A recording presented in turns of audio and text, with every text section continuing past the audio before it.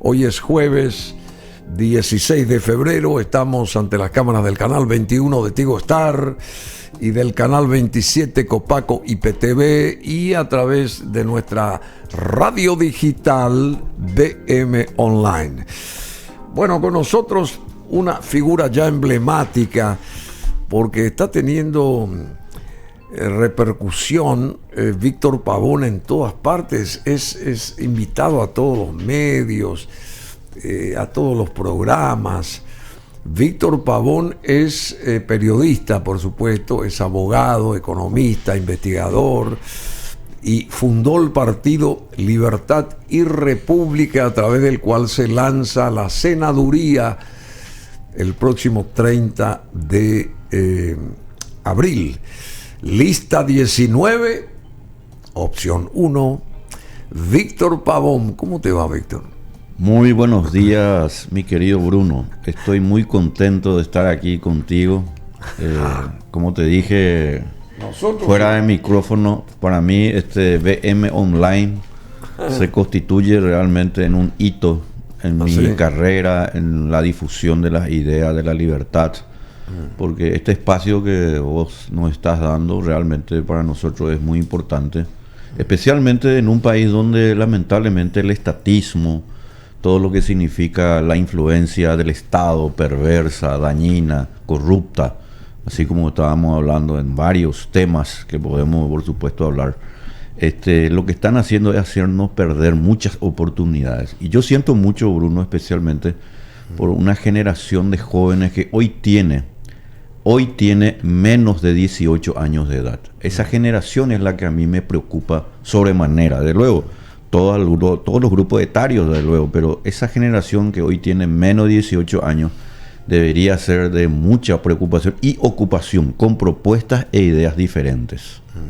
Bueno, eso de propuestas, ayer con el Duque de Areguá estábamos repasando la falta de propuestas por parte de los que ahora están ahí en la gatera para la presidencia respecto a las generales del 30 de abril. No escuchamos propuestas de nuestros políticos que pretenden el sillón de López, o sea, carecen de propuestas. Están los eslogans, están todo ese tipo de cosas que sabemos, pero ¿qué van a hacer llegado el momento? Sería la pregunta, porque ¿y con qué dinero de respaldo trabajarían ellos más allá del destinado exclusivamente al salario público de los funcionarios, que son más de 350,000, y sostener toda esta maquinaria ociosa, prebendaria, todo lo que dijiste? ¿Qué se va a hacer? ¿Qué sobra para que ellos puedan hacer algo? Eso es lo que no nos cabe en la cabeza porque no entendemos cómo viene la mano. Pero es así mismo, Bruno. El problema es que aquí ya no hay espacio para la indiferencia. La indiferencia por parte de los partidos políticos que han dejado de ser tales y nuestros dirigentes que ya no nos representan, porque la dirigencia política en el Paraguay, y esto es un problema a nivel mundial también, Bruno, pero en Paraguay se siente mucho, porque todavía seguimos siendo un país emergente. La falta de credibilidad y sobre todo de representatividad está afectando a la calidad de la democracia constitucional. Entonces la gente empieza a mirar ciertos proyectos que no son los que el Paraguay necesita.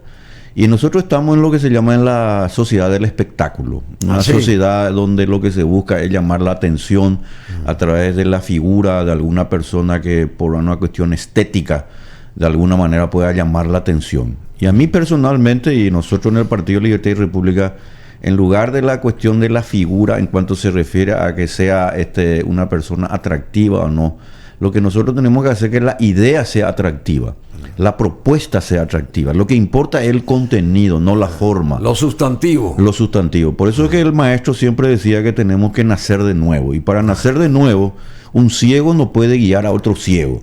Y acá el problema en el Paraguay, y estoy hablando de 1989 a esta parte, es que unos ciegos están queriendo guiar a otros más que se están convirtiendo cada vez más ciegos. Es decir, dirigentes que lamentablemente no tienen ideas. Y eso es una cuestión de filosofía política, Bruno. La filosofía política en el Paraguay ha permeado tan grande el estatismo que vas a ver que todas las propuestas son propuestas irresponsables, no tienen relación con lo que bien dijiste. Y ese es un tema de fondo para mí. ¿De dónde van a sacar los recursos si ya nosotros estamos entrando en un proceso deficitario en términos fiscales? Nosotros estamos iniciando un proceso de crisis. El IPS está en problema, las cajas estatales están en problema. Y nadie habla sobre esos temas. ¿Sabe por qué? Porque la propuesta que ellos tienen es más gasto público. O sea, la demanda agregada. Acá por lo visto, mucha gente sin leerle, pero por lo visto le cayó como un anillo al dedo el libro de John Maynard Keynes. Famoso economista escribió en el año 1936 un libro que se llama La teoría del crédito y del empleo, ¿verdad? Y él decía así, que los problemas sociales se resuelven nomás con incrementando la demanda agregada, con políticas fiscales que pueden ser expansivas o contractivas. Las políticas fiscales expansivas son aquellas en las que se incrementa el gasto público, y si son contractivas se disminuye un poco el gasto público. Ninguna de las dos medidas han sido correctas en todas partes, y menos va a ser en el Paraguay. Pero acá nuestros políticos, los miembros del Banco Central, los miembros del Ministerio de Hacienda y los técnicos y analistas y nuestros políticos en especial siguen soñando que la demanda agregada, la participación del Estado va a ser la solución, cuando no es la solución. No es la solución, y nos aterra porque tenemos entendido que según ¿cómo que se llama? Lo planificado por el Congreso para los gastos públicos de este año 2023, en números redondos asciende a casi 18.000 millones de dólares. ¿Sabía eso? Sí, es que es una suma, si uno piensa bien, 18.000 millones de dólares. Es una suma extraordinaria, Bruno. Y otra cosa que quiero nomás también... Presupuesto General de Gastos de la Nación. 18.000 millones, sí, que es lo que Paraguay debe también, esa misma cantidad, a los organismos internacionales. Así mismo. Entonces vos tenés que sumar 18 por un lado y 18 por el otro. Sumar, claro, eso, que te da ¿cuánto esto? Te da 30 y... Claro. 36 estamos llegando millones de dólares al nivel del Producto Interno Bruto. Claro, porque el Producto Interno Bruto del Paraguay no pasa de los 44.000 millones. Bueno, ahí está el tema de fondo. Y por eso es que hay que estudiar filosofía, política y economía. No hay necesidad de luego de ser un avesado, no hay necesidad de ser una persona que profundice en demasía. Por supuesto, sería bueno que así lo haga, ¿verdad? Pero tener una suerte de relación... Con Condorito ya basta. No, no, por favor, no. No, bueno, al contrario. No, esto para romper. Yo diría que lo que hay que es entender nomás. No, está bien para distender, ¿verdad? Vos sabés que a mí me parece que siempre hay que tener un poco de sentido del humor en las cosas, porque si no la vida se vuelve un poco tediosa. O Mafalda, por ejemplo. No, Mafalda ya tiene un condimento, claro, justamente de ideas, más, claro, de política, etcétera. Un ideario diferente. Exactamente. Pero el tema aquí es el siguiente, Bruno. Por ejemplo, el día de ayer se volvieron a emitir bonos por el cual, ¿verdad?, el Estado va a empezar a pagar parte del endeudamiento contrayendo nuevos endeudamientos. Entonces uno se pregunta, ¿de dónde el Ejecutivo tiene la atribución para llevar a cabo esa decisión, que es la de endeudarnos, o sea, para ¿quién pagar? Le controla al Ejecutivo? Y vos sabés quién es, por supuesto, es culpable el poder administrador, el Ejecutivo, claro, como sabemos. Claro. Pero en realidad los culpables son los congresistas. Nuestros congresistas actuales son los que han traicionado al pueblo paraguayo de una manera tal que ellos han aprobado, sin haber leído y sin haber reflexionado, que cuando aprobaron finalmente el presupuesto, en realidad ellos le estaban autorizando al Ejecutivo para que contraigan nuevos empréstitos para finalmente pagar la deuda que ya se contrajo anteriormente. Y eso significa, en términos así, o sea, más coloquiales, presta plata para pagar deudas. Eso es lo que se llama la famosa bicicleteada financiera. Impresionante. En consecuencia, cuando hay una bicicleteada donde se empieza a pagar lo que antes ya se debía. Y lo que pasa con la Argentina, o pasó con la Argentina. Pero lo más inmoral de todo, Bruno, que esto hay que señalarlo, es que no lo pagan ellos, lo paga la gente más pobre. O sea, ese chipero, ese pisero, ese mecánico, y aún así las personas que obviamente tienen mayores condiciones económicas son las que están pagando. Entonces, aquí hay un problema de representación. Ya nadie nos representa. A mí personalmente nadie me representa. En consecuencia, nosotros tenemos que... Ni Abdo Benítez. Pero mucho menos, por favor. ¿Sí? ¿Cómo va a representarme alguien que le ha traicionado al pueblo paraguayo, que le ha endeudado por 250 millones de dólares con una vacuna en una pandemia que no tiene razón de ser? Que todo esto realmente ha sido un circo. Todo este tema de la pandemia, todo este tema del virus, del COVID, todo esto ha sido un circo extraordinario. Entonces nosotros, los que estamos despertando, lo que hemos despertado de alguna manera, tenemos que decirle a la gente: señores, esto se acabó, este circo se está acabando, porque o si no, vamos a terminar siendo todos payasos de un grupo de perifoneros que finalmente responden a otros intereses que no están precisamente en el Paraguay. Pero esta gente lo que está es decidida, lamentablemente, nuestros congresistas, nuestros representantes y el Poder Ejecutivo está decidido a seguir traicionando al pueblo paraguayo. Y esto, señores, no puede ser. En nombre de nuestros mayores, de los que cayeron en la guerra de la Triple Alianza, de los que cayeron en la guerra del Chaco, y en especial por nuestros niños y nuestros jóvenes, ya no tenemos que permitir que siga esta traición. Bueno, Abdo Benítez está en Taiwán y yo dije hoy en una suerte de editorial así improvisada, por ejemplo, ¿por qué no solicitar al pueblo taiwanés, al gobierno, que a través del apoyo que le da Paraguay, ellos nos dispensen, por ejemplo, 3 o 4 fábricas que sean instaladas acá para que formen el proceso de esas fábricas a nuestros compatriotas y den trabajo a miles de personas acá, y el know-how se quede acá para cuestiones futuras, ¿verdad? Y para empezar a desarrollar nuestro país.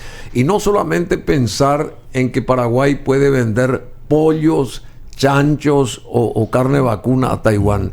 ¿Vos estás de acuerdo con eso o no? Estoy totalmente de acuerdo, totalmente de acuerdo. Yo creo que si hay una mirada estratégica, geopolítica del Paraguay, es la de estrechar relaciones comerciales, relaciones que vengan a establecer sus capitales en el Paraguay. Y Taiwán es un aliado estratégico. Y siendo un aliado estratégico importantísimo, porque le tenemos ahí a China continental, que de luego es un problema a nivel mundial, porque China continental tiene un problema. ¿Cuál es? China continental podrá ser todo lo que uno quiera, pero es una burbuja. En cualquier momento va a estallar porque está sobreendeudada. Así, y tiene otro problema. No es un buen ejemplo para ningún país que quiera todavía mantener su libertad, porque ellos están exportando un tipo de revolución, que es una revolución de las ideas, pero que son ideas autoritarias. Ellos cercaron, ellos le mantuvieron y le siguen manteniendo a gran parte del pueblo chino continental, me refiero ahora, en un estado realmente deplorable que se denomina de esclavitud total. Y contra ellos nosotros no tenemos que de alguna manera tomar contacto, porque ellos realmente son contrarios a los intereses del Paraguay. Por eso está Taiwán. Bueno, nosotros tenemos que tomar relaciones con Taiwán. Ahora, yo reconozco, Bruno, que los intereses de un país... Que nos beneficie esa relación. Que nos beneficie. Los intereses de un país no están establecidos bajo el concepto de la amistad, sino bajo los intereses que nosotros tengamos que tener. Si Paraguay le apoya a Taiwán, pues que Taiwán nos apoye también. Pero Taiwán, hay que ser sincero también, Bruno. Gestión y resultados. El problema es que Taiwán quiere apoyarnos. El problema es que de este lado del mostrador, nuestros gobernantes son tan corruptos. Nuestros congresistas, nuestros representantes, entre comillas, son unas personas que lo único que buscan es una dádiva debajo de la mesa, es decir, una coima, un cohecho, alguna suerte de beneficio personal que va en contra de los intereses del Paraguay. Entonces, es la máquina de impedir. Pero si acá íbamos a poner en algún momento también trenes eléctricos, que había todo un proyecto, y obviamente no se llegó a colocar porque había muchos pedidos de algunos de la muchachada que obviamente venía a solicitarle alguna suerte precisamente de cohecho. En consecuencia, lo que acá tenemos nosotros es un problema de orden de representación. El Paraguay necesita de gente patriota que haga una ruptura una disrupción con este sistema. Este sistema está acabado, este sistema de estatista tiene que empezar a retroceder. Pero para que retroceda lo que hoy existe, en primer lugar hay que conocer lo que nosotros queremos. Y ese es el problema, Bruno. No hay partido político, excepto, a mi modo de ver, el Partido Libertad y República, que tiene sí una filosofía, una política y una economía diferente a lo que hoy se piensa. Si vos pensás bien, ¿qué te dice, por ejemplo, el Partido Colorado o qué te dice la Concertación en el Encuentro Nacional sobre las propuestas para cambiar al Paraguay? Vas a ver que la solución siempre, para ellos, la solución es siempre más demanda agregada, más Estado, más gasto público, incluso más impuestos. Y nosotros decimos exactamente lo contrario. Y yo quiero que la gente sepa que lo que acá necesitamos es más libertad económica, más Estado de Derecho, pero por sobre todo la gente, todas las cosas, patriotas que estén decididos, al igual que Eusebio Ayala, Eligio Ayala, a hacer necesario un Paraguay que realmente le represente a cada uno de nosotros. Tenemos que ajustarnos el cinturón y lo que menos queremos es llegar a ese objetivo. Así mismo, pero acá lo que quieren es ajustarle el cinturón de la gente. Lo que acá se tiene que ajustar es el cinturón de los políticos y burócratas. Bueno, ellos son los que tienen que ajustarse sus cinturones, Bruno. Sí, así mismo. Bueno, estaba mencionando a China, que es la contracara de una posibilidad, digamos, desarrollista como la tiene Taiwán, ¿verdad? Que también por presión de Estados Unidos nosotros estamos en ese brete con Taiwán. Pero por eso yo digo, hay que aprovechar esa posibilidad, no solamente venderle pollo o cuestión porcina o carnes, vacuna allá, y claro, las industrias que tenemos que tener nosotros, y nosotros tenemos que despegar industrialmente. Totalmente, la producción primaria es muy importante, desde luego, y yo creo que ha venido realizando una serie de inversiones y hemos logrado realmente importantes avances en ese sentido. Ahora bien, el proceso de mejoramiento finalmente de una sociedad deviene de la producción, el comercio y la industrialización. Ninguno de los tres elementos que he hablado, producción, comercialización e industrialización, en realidad son compartimientos estancos. No es que uno está en contra del otro. Pero nosotros no podemos industrializarnos si en primer lugar no hay seguridad jurídica.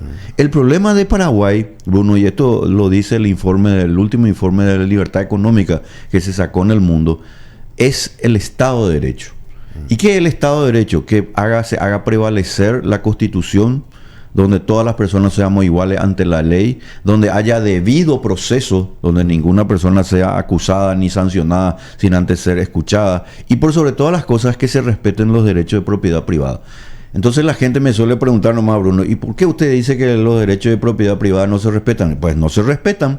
¿Y por qué? Y es muy sencillo. Cuando te sacan el 9% de tu sueldo y se va a una caja común del IPS que va a quebrar dentro de menos de 10 años, eso es afectar tu derecho de propiedad privada. ¿Por qué el Estado, a través de sus políticos y burócratas, te va a sacar una parte de tu ingreso sin tu consentimiento? Eso afecta el derecho de propiedad privada, porque ese dinero es mío, es tuyo, es de la gente. Cuando se le saca una parte de la propiedad privada a la gente, se le está también afectando y violando su libertad de elegir. Propiedad privada y libertad de elegir son derechos que están con el hombre, son derechos inalienables, superiores, vienen de Dios, y ningún político y burócrata tiene derecho, ninguna persona tiene derecho a meternos la mano en su bolsillo, y menos todavía, diría yo, para agregar, ¿verdad?, a las personas más pobres de este país, que a veces se quieren ir a ser atendidos finalmente en un puesto de salud y no tienen esa atención.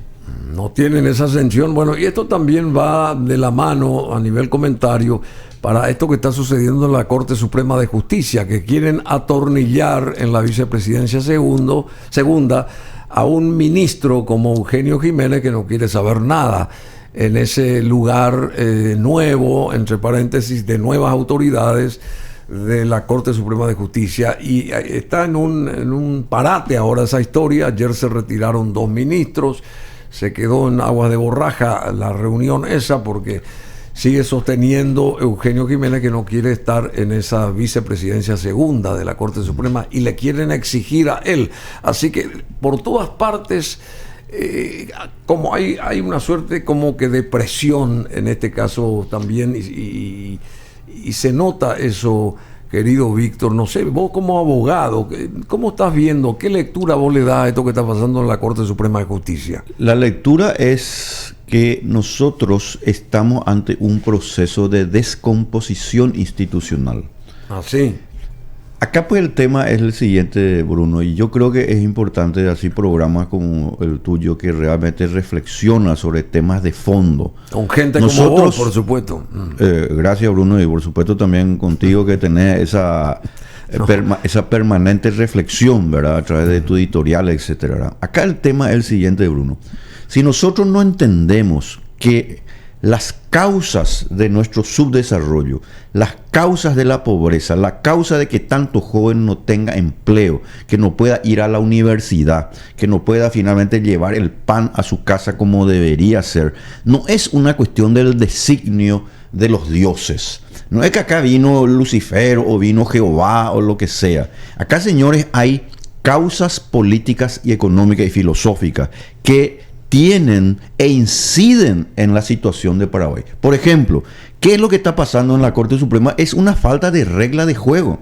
Eso lo decía muy bien, para un poco ilustrar sobre el tema, Douglas North, que ganó el Premio Nobel de Economía, que hizo un estudio de más de 30 años sobre los derechos de propiedad y demostró donde no hay derecho de propiedad privada, no puede haber progreso. Ya como la escuela austríaca con Karl Menger y von Mises y Hayek lo habían dicho.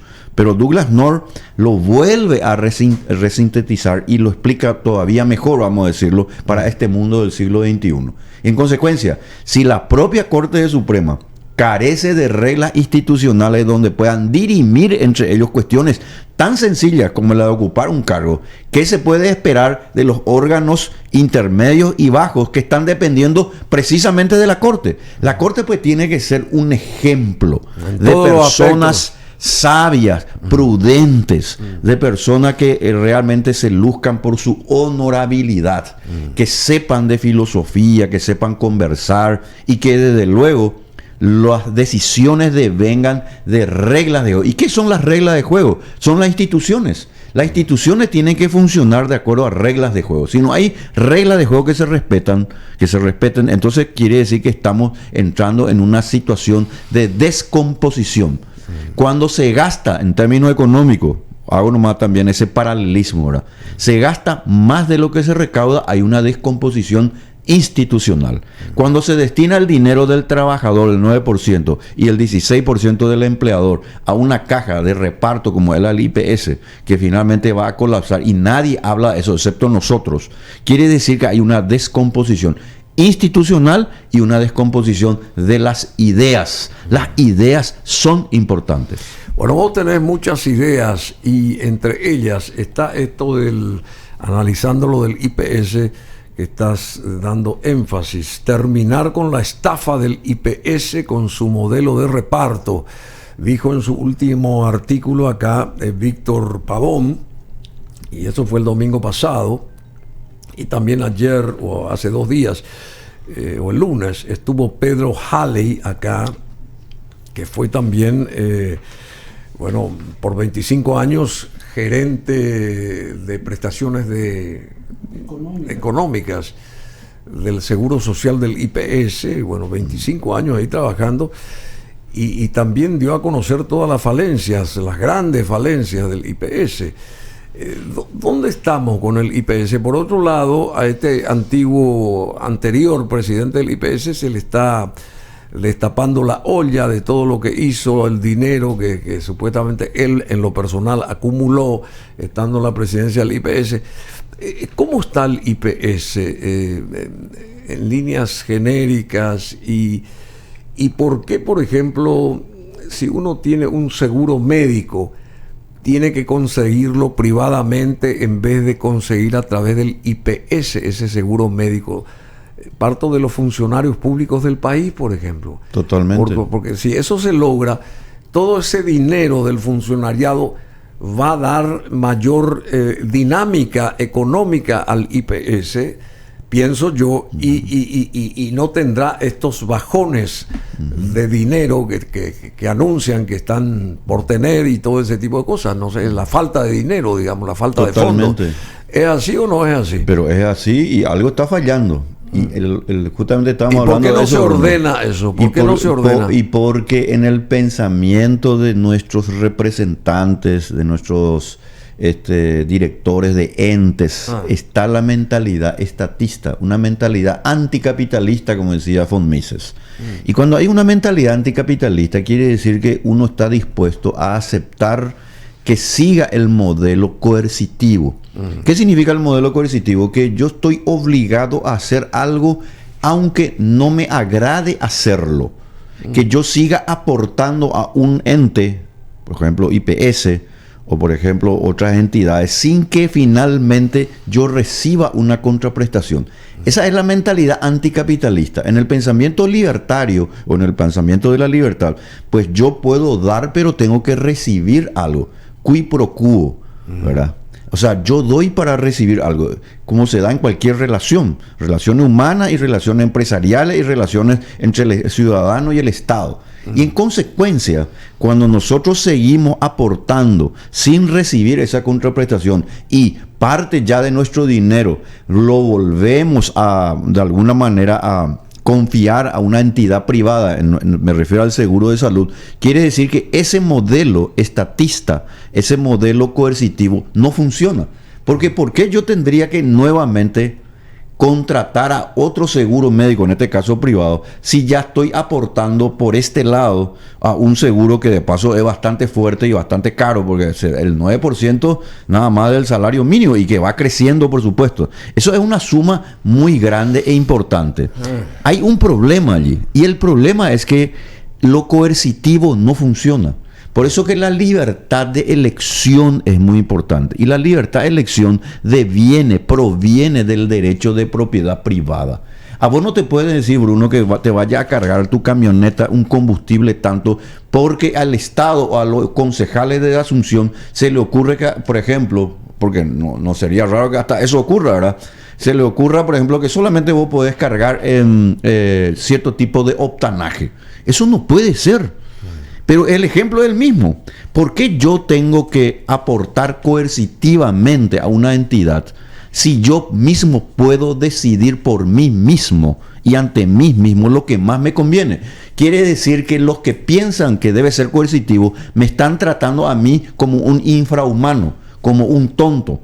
Y así le tratan a la gente. Y el pueblo paraguayo no es tonto. El pueblo paraguayo es un pueblo inteligente. Un pueblo que lo que necesita es buenas instituciones y de luego de gente patriota que le permita asignar sus derechos de propiedad de manera correcta y que haga lo que se llama la libertad de elegir de acuerdo a lo que él considere está bien. Si me sirve esa entidad, pues yo voy a seguir aportando. Pues si no me sirve, pues no sigo aportando. Por eso es que la competencia es muy importante. Tiene que haber varios prestadores y que sea el consumidor, que es el rey en cualquier mercado, el que decida si finalmente va a permanecer o no esa entidad que me está prestando el servicio. Bueno, partiendo de la base, en el caso del IPS, que por qué el Ejecutivo tiene que designar quién va a presidir esa institución. Y bueno, y ahí está. Si esa institución es de los empleados y de los empresarios. Excelente, Bruno. No es así. Hoy estás muy lúcido. No, que yo te copio. No, pero pero hay que muy a la distancia. No, pero hay que tener razón, Bruno. Pensando más. ¿Qué tiene que ver? El IPS pues, es una entidad que se creó y se estableció para que sean los trabajadores y los empleadores los que aportando su dinero sean desde luego sus administradores. Porque no tiene pues sentido que el que aporte finalmente no administre lo que es suyo. Es una cuestión medio de lógica, de verdad. No hasta de sentido común. Si yo aporto, pues yo lo administro. Muy bien. Pero ocurre que ahí se mete el Estado.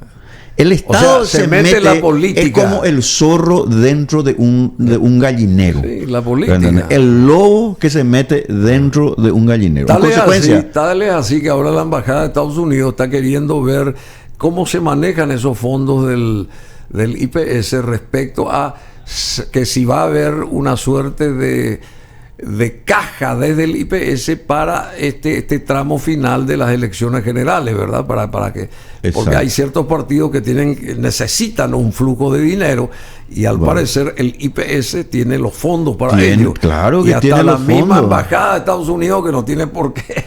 Bueno, te das cuenta, es el grado de descomposición institucional. Habrá leído eso, ¿verdad? Sí, por eso te digo, ¿cómo es posible que nosotros ya estemos en un estadio de nuestra historia, luego de habernos ya independizado en 1811, teniendo nuestra historia, que nosotros cada vez más estemos dependiendo de manera positiva o negativa de una embajada de un país extranjero? Eso es abominable, detestable, eso es antipatriota. Nosotros los paraguayos tenemos que decir, ahora, es cierto, cuando nosotros vemos un grupo de personas que ya no nos representan, que siguen nomás utilizando nuestro dinero, pues lamentablemente estos tipos de intervenciones muchas veces se dan. No es lo que debe ocurrir. La intervención de política, economía o lo que sea, nunca es buena.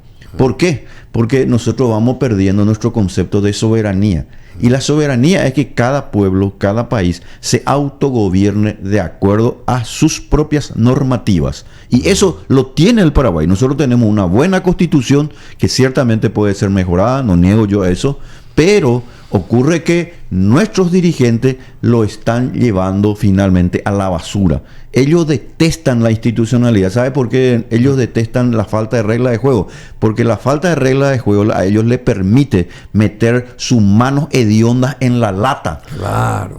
En la lata donde está nuestro dinero y de luego no es su dinero. Ellos se valen de nuestro dinero para crear lo que se llama la riqueza mal habida. ¿Cuál sería, a tu entender, el método para mejorar el sistema de jubilación del IPS? Y es muy sencillo, Bruno. Lo que ya se hizo en otras partes y resultó exitoso. A ver. Y nosotros lo podemos hacer, no porque hay que copiar, sino que también lo podemos hacer, y mejor incluso. Primero hay que separar el sistema de salud del sistema de jubilación. No puede estar en una misma casa. Son dos cosas diferentes. Muy bien. Número 2, y más importante todavía, es el modelo de aporte y distribución de esos aportes. Hoy nosotros tenemos lo que se llama un sistema de reparto, es decir, todos aportan a una caja común para salud y jubilación y de ahí se reparte el dinero, cuando que lo correcto es que nosotros vayamos a un modelo de capitalización individual. ¿Cómo se trata en eso? Donde cada persona aporta para su seguro de salud y o para su seguro de jubilación. Y al hacerlo, él destina, supongamos, el 10%, el 1,5% se destina para la administración, para que se hagan las inversiones correspondientes, otro 5% o 6% se destina precisamente para hacer inversiones y el restante es solamente y queda en manos del asegurado y que no se toca. En consecuencia, la administración se hace con transparencia y sobre todas las cosas, cada persona va a recibir cada mes qué se está haciendo con su dinero. ¿En qué se utilizó el 10% mínimo? Este 3% se utilizó para comprar tanta cantidad de remedios, el 3% se compró para hacer esta inversión, que pueden ser de diversas maneras, pueden ser loteamientos, puede ser adquisición de tierra, etcétera. Esa es una cuestión que se tiene que dirimir dentro de la carta orgánica respectiva. Pero se puede hacer. Hay que cambiar, me parece, esa carta de la ley de gobernanza del IPS. Pero por supuesto. Porque, por ejemplo, tiene 1.500 más o menos, creo que es esa cantidad, de inmuebles el IPS. Exacto. Que no puede vender, o sea, solamente puede alquilar. Sí. Y no sé, porque no es ni una empresa inmobiliaria el IPS. ¿Y por qué no vende eso y así no recibe dinero a cambio de esa venta de los edificios? ¿Y qué negocio hay detrás, sobre todo? Yo claro, diría, porque entonces va a tener los fondos necesarios que dice que ahora está... Pero para hacer eso previamente hay que cambiar el modelo, Bruno. ¿Sabes por qué? Porque si se llegara a vender y se llegara con este mismo procedimiento a llevar a cabo esas adquisiciones o esos ingresos de dinero, yo te puedo asegurar que eso finalmente el asegurado no va a tener conocimiento. Esa persona común y corriente, ¿verdad?, que todos los días se va a trabajar y que tiene que estar aportando mensualmente juntamente con su empleador esa suma de dinero, él no va a saber qué pasó. Cuando que en realidad Cuando que en realidad, cuando se lleve a cabo, por ejemplo, una venta determinada, él debe saber, estoy viendo que mi haber jubilatorio puede tener un incremento. Claro. Yo me puedo jubilar con un incremento mayor. O yo puedo tener un seguro médico en donde, por ejemplo, hay ciertos servicios que antes no tenía y que ahora sí lo tengo, por ejemplo, con un arancel diferenciado o directamente gratis. No, eso es un modelo que hay que cambiar. Pero para eso, la mentalidad estatista tiene que ser dejada de lado. Y bueno, porque al final de cuentas, el Ejecutivo prácticamente, o sea, no sé quién maneja al fin de cuentas toda esta historia, porque ¿de qué sirve incrementar la cantidad de propiedades si van a estar muertas ahí las propiedades en vez de sacar ventaja de eso, de vender, de esto, de traer dinero, de hacer no sé qué, hospitales, de hacer un montón de cosas que se pueden conseguir vendiendo esas propiedades? ¿O no es así? Pero es así. Te doy nomás otro ejemplo. Hace poco estuve justamente por Cagua Azul, la zona de Campo 9. Vos sabés que ahí la gente está pidiendo hace más de 10 años un hospital, alguna suerte de dispensario médico, que obviamente debería corresponderse con lo que se le da a IPS, se le da al Ministerio de Salud, se le da al Estado en concepto de impuestos. Vos sabés que no reciben nada. Entonces, ¿qué es lo que van a hacer la gente ahí? Lo que van a hacer la gente con su propio peculio, pagar ese hospital que van a llevar a cabo. Es decir, se paga aquí y tenés que pagar otra vez aquí para poder tener un servicio que debería haberte dado el Estado. El Estado, de hecho, Bruno, no te puede dar ningún servicio bueno, porque el Estado, por su propia naturaleza, es un Estado dispensador finalmente de canonjías y dádivas. Allí donde vos abrís una vicesecretaría, donde abrís un viceministerio y que empieza con 10 empleados, a los 2 meses ya tiene 200 empleados, a los 1 año ya tiene 1000 empleados, porque su naturaleza es la de no rendir cuenta a la gente. Y cree nomás, con la teoría de la demanda agregada, que hay que nomás seguir captando cada vez más recursos, total que el pueblo pague. Esa mentalidad, si nosotros mantenemos sin rendición de cuentas, sin contraprestación, desde luego que nos va a llevar a una crisis. Y estamos a tiempo todavía de evitarlo. Y lo digo ahora para que la gente sepa, no con un destino manifiesto tipo Nostradamus, pero sí con un destino de interés patriótico por el futuro del Paraguay. Y bueno, ¿y cómo empezar a hacer esa movida hacia el sector positivo del cambio que se necesita ahí en el IPS? Porque partiendo de la base, como dije, que el siguiente presidente es el que nombra al presidente del IPS, y los empleadores, los empleados y ¿cómo se llama? Contribuyentes, ¿cómo se dice eso? Y los aportantes están mirando desde un balcón. Eso no entiendo, si ellos son los primeros que tienen que estar metidos ahí para sacar a alguien que pueda realmente hacer bien el trabajo y genéricamente organice la casa. Me parece que así se debería hacer, ¿verdad? Así se debería hacer. Por eso es muy importante el tema de la batalla cultural, Bruno. La batalla cultural significa que cada vez más gente vaya entendiendo acerca de la importancia que tiene en una sociedad la cooperación social libre y voluntaria. Esa es la base de la sociedad. En una sociedad donde no existe cooperación, donde no existe el derecho de propiedad privada y el respeto del mismo, y obviamente de la libertad de elegir, cuanto menos gente sepa, menos gente se va a interesar de eso. Y otra cosa, no basta solamente con declamarlo, hay que salir y expresarlo por todos los medios posibles. Por eso es que nosotros estamos en esta batalla cultural y política. Por eso es que el Partido Libertad y República lo que hace es proponer no solamente ideas renovadoras, que son diferentes a las que existen, sino que es también propuestas concretas. Y entre ellas está justamente el tema del IPS. Y si vos llegás a un curul ahí en la Cámara Alta, en pocas palabras, ¿cuáles serían tus propuestas, digamos? O sea, ¿hacia qué andarivel empujarías vos en el sentido de la transformación, del cambio que se necesita, ¿verdad? Vos sos uno, hay un colegiado ahí que tienen que ponerse de acuerdo, pero ¿hacia dónde va a ir la propuesta, el pool de propuestas de Víctor Pavón, llegado el momento? Promover espacios de libertad económica con proyectos de ley que hagan reducir, hagan llevar hacia un lado, hasta reducirlo al mínimo, la influencia del Estado en todos los temas, desde la educación, desde el sistema tributario, el endeudamiento, el IPS, el código laboral, todo lo que tenga que ver con el sector eléctrico. Nosotros tenemos que ampliar la libertad económica. Esa es la función, porque hoy el Estado se convirtió en un motivador de corrupción, porque los incentivos que tiene son tan grandes para que la gente se corrompa, que finalmente lo que hacemos es cada vez más cargar sobre la espalda de la gente cuestiones que no tienen razón de ser. No puede ser que una empresa se tenga que acá en Paraguay constituir en 60 o 80 días, cuando nosotros deberíamos ser como Estonia y hacerlo en un solo día. Como Estonia. Estonia se hace en un solo día, Bruno. Sí. En un solo día vos constituís una empresa de manera formal, sin problema.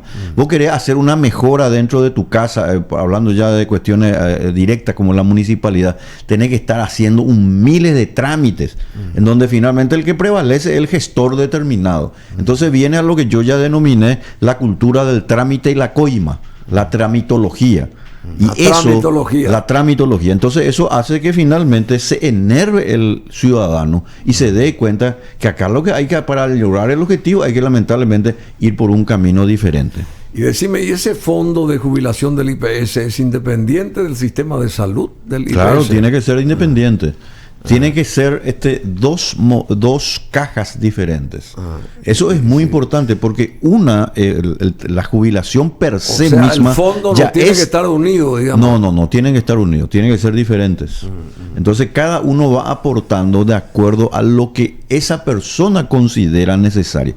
Por ejemplo, si vos tenés un sistema de jubilación donde querés jubilarte, supongamos a los 71 años, y otra persona se quiera jubilar a los 65 años, desde luego sus aportes van a ser diferentes. Y siendo sus aportes diferentes, desde luego su comportamiento en cuanto se refiere al pago del mismo y a tener mejores ingresos o menores ingresos son diferentes. No se le puede poner de una manera así lineal a todos en la misma barra. Bueno, pero están los jóvenes también, que son los trabajadores y que aportan y pagan a los ya jubilados, por ejemplo. Y ese es el gran problema, que hoy lo que tenemos es que todavía el sistema aguanta porque la cantidad de aportantes es superior a la cantidad de jubilados. Pero va a llegar un momento dado que va a ser igual y va a ser diferente. Es decir, van a haber más cantidad de jubilados y menos cantidad de aportantes, porque la gente no va a sostener este sistema. Por eso una de las causas, no digo que sea la única, pero una de las causas de la informalidad por el cual la gente no accede de repente a estos tipos de servicios es porque es coercitivo y afecta finalmente su salario. Pero hay gente que quiere jubilarse a los 40 años. Pero se jubila demasiado temprano. Claro. Ese es el problema. Si es privado, que se jubila a los 42 también si quiere, ¿verdad? Pero él no le va a estar afectando el igual derecho del otro a también a jubilarse a los 50, a los 52, ¿me entendés? Pero acá en este modelo, al jubilarse más temprano le está afectando a los otros. ¿Por qué? Porque, por ejemplo, hoy en el magisterio, la gente se jubila con menos de 60 años.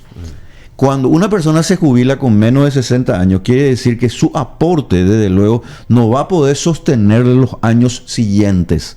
No. Porque no son suficientes. Claro. Entonces, ¿de dónde va a salir el dinero? ¿Y sabe de dónde está saliendo ahora mismo, Bruno? De los impuestos.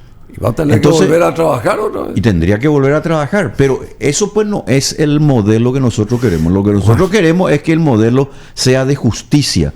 Que todos aporten y que reciban su aporte de acuerdo a lo que han aportado.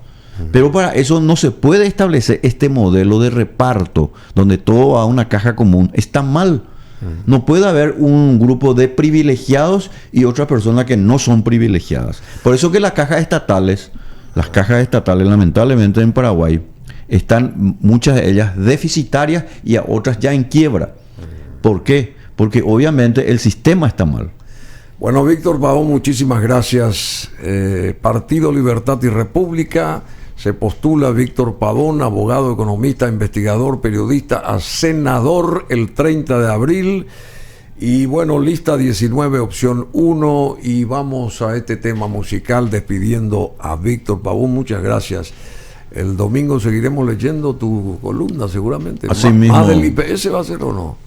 No, esta vez vamos a hablar sobre el origen de las crisis fiscales. Ah, qué nivel. Doobie Brothers está aquí. What a Fool Believes.